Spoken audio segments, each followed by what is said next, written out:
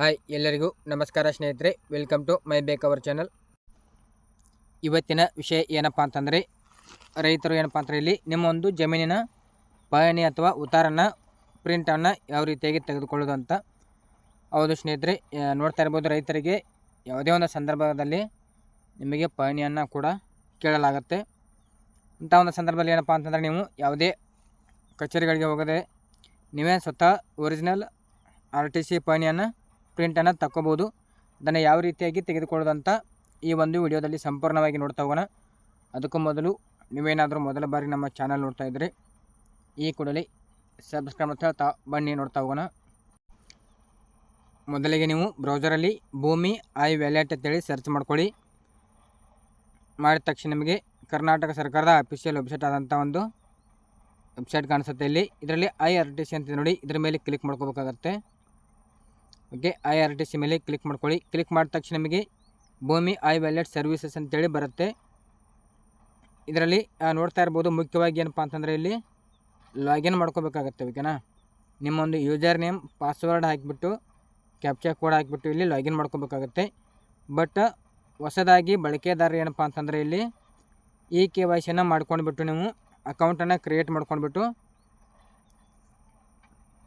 ಪಹಣಿಯನ್ನು ಪ್ರಿಂಟೌಟನ್ನು ತಗೋಬೋದು. ಇಲ್ಲಿ create account ಅಂತ ಇರುತ್ತೆ ನೋಡಿ, ಇದರ ಮೇಲೆ ಕ್ಲಿಕ್ ಮಾಡ್ಕೋಬೇಕಾಗುತ್ತೆ ಹೊಸ ಬಳಕೆದಾರರು.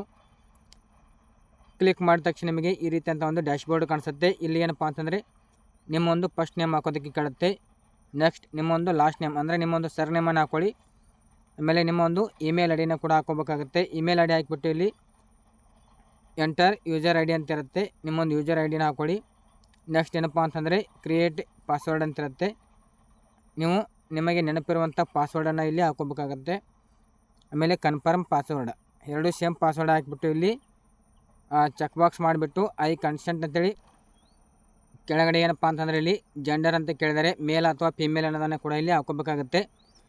Name as in Aadhaar card, ನಿಮ್ಮ ಒಂದು ಆಧಾರ್ ಕಾರ್ಡಲ್ಲಿ ಯಾವ ರೀತಿ ಇದೆ ಆ ಒಂದು ಹೆಸರು, ಆ ರೀತಿ ಹೆಸರನ್ನ ಇಲ್ಲಿ ಹಾಕಬೇಕಾಗುತ್ತೆ. ನೆಕ್ಸ್ಟ್ ನಿಮ್ಮೊಂದು ಆಧಾರ್ ಕಾರ್ಡ್ ನಂಬರ್ನ ಹಾಕಿ, ನಿಮ್ಮೊಂದು 12 ಡಿಜಿಟ್ ಆಧಾರ್ ನಂಬರ್ನ ಹಾಕಬೇಕಾಗುತ್ತೆ. ನೆಕ್ಸ್ಟ್ ಅಡ್ರೆಸ್ ಡೀಟೇಲ್ ಅಂತ ಕೇಳಿದರೆ ನಿಮ್ಮ ಒಂದು ಅಡ್ರೆಸ್ಸನ್ನು ಹಾಕ್ಕೊಳ್ಳಿ. ನೆಕ್ಸ್ಟ್ ಏನಪ್ಪ ಅಂತಂದರೆ ಮೊಬೈಲ್ ನಂಬರ್ ಅಂತ ಕೇಳಿರ್ತಾರೆ, ನಿಮ್ಮ ಒಂದು ಮೊಬೈಲ್ ನಂಬರ್ನ ಹಾಕ್ಕೊಳ್ಳಿ. ನೆಕ್ಸ್ಟ್ ಏನಪ್ಪ ಅಂತಂದರೆ OTP ತೊಗೊಂಡ್ಬಿಟ್ಟು ಇಲ್ಲಿ ಕೆಳಗಡೆ ಕ್ಲಿಕ್ ಹಿಯರ್ ಸೆಂಡ್ OTP ಅಂತ ಇರುತ್ತೆ, ಅದರ ಮೇಲೆ ಕ್ಲಿಕ್ ಮಾಡ್ಕೋಬೇಕಾಗುತ್ತೆ. ಕ್ಲಿಕ್ ಮಾಡಿಬಿಟ್ಟು ನಿಮ್ಮ ಒಂದು OTPನ ಹಾಕೋಬೇಕಾಗುತ್ತೆ. ಮೊಬೈಲ್ ನಂಬರ್ಗೆ ಬಂದಿರೋಂಥ ಒಂದು OTP ಹಾಕಿಬಿಟ್ಟು ಇಲ್ಲಿ ಕ್ಯಾಪ್ಚಾ ಕೋಡ್ ಹಾಕಿಬಿಟ್ಟು ಸೈನ್ ಅಪ್ ಅಂತಿರುತ್ತೆ, ಸೈನ್ ಅಪ್ ಮೇಲೆ ಕ್ಲಿಕ್ ಮಾಡ್ಕೊಂಡ್ಬಿಟ್ಟು ಇಲ್ಲಿ ನಿಮ್ಮ ಒಂದು ಆಧಾರ್ ಕಾರ್ಡ್ ಈ ಸೈನ್ ಕೇಳುತ್ತೆ. ಈ ಸೈನ್ ಮಾಡಿಬಿಟ್ಟು ನೀವು ಅಕೌಂಟನ್ನು ಕ್ರಿಯೇಟ್ ಮಾಡಬೇಕಾಗುತ್ತೆ. ಮೊದಲನೇದಾಗಿ ಕ್ರಿಯೇಟ್ ಮಾಡ್ಕೊಂಡ್ಬಿಟ್ಟು ಮತ್ತೆ ತಿರ್ಗಿ ಏನಪ್ಪ ಅಂತಂದರೆ ಲಾಗಿನ್ ಪೇಜ್ಗೆ ಬರಬೇಕಾಗತ್ತೆ.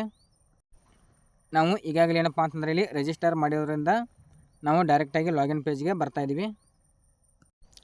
ಇಲ್ಲಿ ಲಾಗಿನ್ ಪೇಜಲ್ಲಿ ಏನಪ್ಪ ಅಂತಂದರೆ ನಮ್ಮ ಒಂದು ಯೂಸರ್ ನೇಮನ್ನು ಹಾಕೋತಾ ಇದ್ದೀವಿ. ಆಮೇಲೆ ನೆಕ್ಸ್ಟ್ ಪಾಸ್ವರ್ಡ್ ಹಾಕಿಬಿಟ್ಟು ಕ್ಯಾಪ್ಚಾ ಕೋಡ್ ಕೊಟ್ಬಿಟ್ಟು ಇಲ್ಲಿ OTP ತೊಗೊಂಡ್ಬಿಟ್ಟು ಲಾಗಿನ್ ಮಾಡ್ಕೋತಾ ಇದ್ದೀವಿ.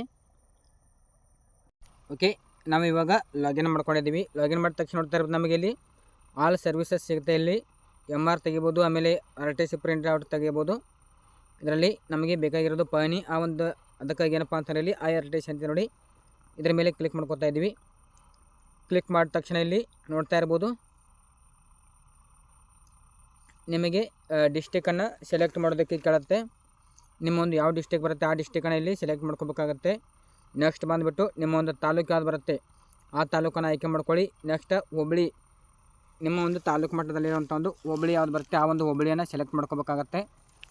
ನೆಕ್ಸ್ಟ್ ಏನಪ್ಪ ಅಂತಂದರೆ ವಿಲೇಜ್ ನೇಮ್ ಕೇಳುತ್ತೆ, ನಿಮ್ಮ ಒಂದು ವಿಲೇಜ್ ಯಾವ್ದು ಬರುತ್ತೆ ಆ ಒಂದು ವಿಲೇಜನ್ನು ಸೆಲೆಕ್ಟ್ ಮಾಡ್ಕೊಳ್ಳಿ. ಓಕೆ, ವಿಲೇಜನ್ನು ಸೆಲೆಕ್ಟ್ ಮಾಡಾದಮೇಲೆ ನೆಕ್ಸ್ಟ್ ಏನಪ್ಪ ಅಂತಂದರೆ ಎಂಟರ್ ಸರ್ವೆ ನಂಬರ್ ಅಂತ ಕೇಳುತ್ತೆ. ಸರ್ವೆ ನಂಬರ್ ಹಾಕಿಬಿಟ್ಟು ಇಲ್ಲಿ ಗೋ ಅಂತ ಕೊಡಬೇಕಾಗತ್ತೆ. ಗೋ ಅಂತ ಕೊಟ್ಟಾದಮೇಲೆ ನಿಮಗೆ ಇಲ್ಲಿ ಬಾರ್ ಕೇಳುತ್ತೆ, ಬಾರನ್ನು ಸೆಲೆಕ್ಟ್ ಮಾಡ್ಕೊಳ್ಳಿ. ನೆಕ್ಸ್ಟ್ ಹಿಸ್ಸಾ ನಂಬರ್ ಕೇಳುತ್ತೆ, ನಿಮ್ಮ ಒಂದು ಜಮೀನಿಗೆ ಹಿಸ್ಸಾ ನಂಬರ್ ಯಾವುದೇ ಒಂದು ಹಿಸ್ಸಾ ನಂಬರ್ ಮೇಲೆ ಬೇಕಾಗಿದೆ ಅನ್ನೋದನ್ನು ಕೂಡ ಸೆಲೆಕ್ಟ್ ಮಾಡ್ಕೋಬೇಕಾಗತ್ತೆ. ಓಕೆ, ಸೆಲೆಕ್ಟ್ ಮಾಡಿಬಿಟ್ಟು ಇಲ್ಲಿ ನೆಕ್ಸ್ಟ್ ಏನಪ್ಪ ಅಂತಂದರೆ ಪೇಜ್ ಡೀಟೇಲ್ ಅಂತಿದೆ ನೋಡಿ, ಇದರ ಮೇಲೆ ಕ್ಲಿಕ್ ಮಾಡ್ಕೋಬೇಕಾಗತ್ತೆ. ಓಕೆ, ಪೇಜ್ ಡೀಟೇಲ್ ಅಂತ ಕ್ಲಿಕ್ ಮಾಡಿದಾದ್ಮೇಲೆ ಕ್ಲಿಕ್ ಮಾಡಿದ ತಕ್ಷಣ ನಿಮಗೆ ಇಲ್ಲಿ ಏನಪ್ಪ ಅಂತಂದರೆ ಓನರ್ ನೇಮ್ ತೋರಿಸುತ್ತೆ, ನೋಡ್ತಾ ಇರ್ಬೋದು. ಇಲ್ಲಿ ಓನರ್ ನೇಮು, ಆಮೇಲೆ ನಿಮ್ಮದು ಎಷ್ಟು ಎಕರೆ ಜಮೀನಿದೆ ಮತ್ತು ಖಾತಾ ನಂಬರ್ ಎಲ್ಲ ಕೂಡ ತೋರಿಸುತ್ತೆ. ಇಷ್ಟಾದಮೇಲೆ ಸೈಡಿಗೆ ನೋಡ್ತಾ ಇರ್ಬೋದು, ಇಲ್ಲಿ ರೈಟ್ ಸೈಡಲ್ಲಿ ನಿಮ್ಮೊಂದು ಸರ್ವೆ ನಂಬರು, ವಿಸಾ ನಂಬರು, ಆಮೇಲೆ ವರ್ಷ ಈ ರೀತಿ ಬರುತ್ತೆ. ಇಲ್ಲಿ ಏನಪ್ಪ ಅಂತಂದರೆ ಮೊದಲಿಗೆ ನಿಮ್ಮೊಂದು ಪಹಣಿ ಕರೆಕ್ಟಾಗಿ ಇದೆಯಾ ಅಲ್ವ ಅಂತೇಳಿ ಇಲ್ಲಿ ವ್ಯೂ ಆರ್ ಟಿ ಸಿ ಅಂತಿದೆ ನೋಡಿ, ವ್ಯೂ ಆರ್ ಟಿ ಸಿ ಮೇಲೆ ಕ್ಲಿಕ್ ಮಾಡ್ಕೋಬೇಕು. Okay, view R T C ಅಂತ ಕ್ಲಿಕ್ ಮಾಡಿದಾದ್ಮೇಲೆ ನಿಮಗೆ ಈ ರೀತಿ ಅಂತ ಒಂದು ನೋಡ್ತಾ ಇರ್ಬೋದು ಡೆಮೋ ಸಿಗುತ್ತೆ ನೋಡೋದಕ್ಕೆ. ಅಂದರೆ ನಿಮ್ಮ ಒಂದು ಪಹಣಿ ಕರೆಕ್ಟಾಗಿ ಇದೆಯಾ ಇಲ್ವ ಅಂತೇಳಿ ಚೆಕ್ ಮಾಡ್ಕೋಬೇಕಾಗುತ್ತೆ. ಇಲ್ಲಿ ನೋಡ್ತಾ ಇರ್ಬೋದು R T C view only ಅಂತೇಳಿ ಬಂದಿದೆ. ಅಂದರೆ ಈ ರೀತಿ ಬಂದರೆ ನಿಮಗೆ ಇದು ಒರಿಜಿನಲ್ ಡಾಕ್ಯುಮೆಂಟ್ಸ್ ಆಗಲ್ಲ. ಇದನ್ನು ನೀವೇನಪ್ಪ ಅಂತಂದರೆ ಇಲ್ಲಿ 10 ರೂಪಾಯಿ ಚಾರ್ಜಸನ್ನು ಪೇ ಮಾಡಿದರೆ ನಿಮಗೆ ಇಲ್ಲಿ ಒರಿಜಿನಲ್ ಡಾಕ್ಯುಮೆಂಟ್ ಸಿಗುತ್ತೆ, ಇಲ್ಲಿ ಪಹಣಿ ಸಿಗುತ್ತೆ.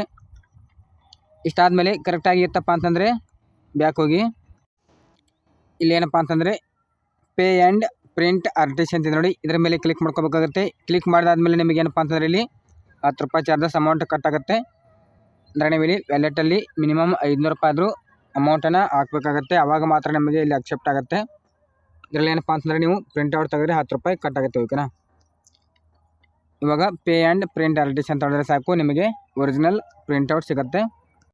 ಓಕೆ, ಈ ರೀತಿಯಾಗಿ ನಿಮಗೆ ಪ್ರಿಂಟ್ಔಟ್ ಸಿಗುತ್ತೆ. ಓಕೆನಾ ಸ್ನೇಹಿತರೆ, ಇದು ನೋಡೋಲ್ಲ ಸ್ನೇಹಿತರೆ, ಈ ವಿಡಿಯೋದಿಂದ ನಿಮಗೆ ಪಹಣಿಯನ್ನು ಯಾವ ರೀತಿಯಾಗಿ ಪ್ರಿಂಟ್ಔಟನ್ನು ತಗೊಳ್ಳೋದು ಅಂತೇಳಿ ಮಾಹಿತಿ ಸಿಗ್ತೀವಿ ಅಂತ ಅನ್ಕೋತೀನಿ. ಹಾಗೆಯೇ ಈ ಒಂದು ವಿಡಿಯೋ ನಿಮಗೆ ಇಷ್ಟ ಆದರೆ ಲೈಕ್ ಮಾಡಿ, ಕಮೆಂಟ್ ಮಾಡಿ, ಶೇರ್ ಮಾಡಿ ಅಂತ ಹೇಳ್ತಾ ಈ ಒಂದು ವಿಡಿಯೋನ ಎಂಡ್ ಮಾಡ್ತಾಯಿದ್ದೀನಿ.